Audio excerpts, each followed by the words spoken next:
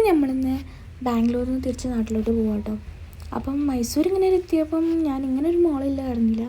വലിയ സംഭവം ഒന്നുമല്ല, പക്ഷെ ഞാൻ ആദ്യമായിട്ടാട്ടോ കാണുന്നത്. അപ്പം അതിൻ്റെ ഒരു എക്സൈറ്റ്മെൻറ്റിലൊക്കെയാണ് ഞാൻ പോകുന്നത്, മൈസൂർ മോൾ എങ്ങനെ ഉണ്ടാവുമെന്നൊക്കെ.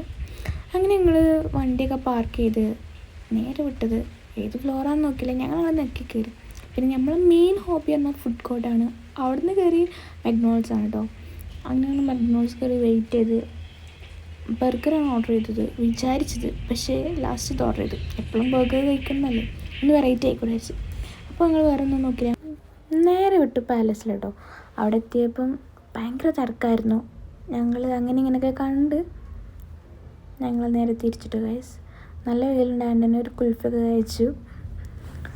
അപ്പോൾ നമ്മൾ നാടുകാണി എത്തിയിട്ടുണ്ട്, ഗുഡല്ലൂർ എത്തിയിട്ടുണ്ടായിരുന്നു കേട്ടോ. അത്യാവശ്യം അടുത്തപ്പോഴാണ് കുറച്ച് തിരക്കുണ്ടായിരുന്നത്. പിന്നെ നമ്മൾ സ്വന്തം ചുരം എത്തി.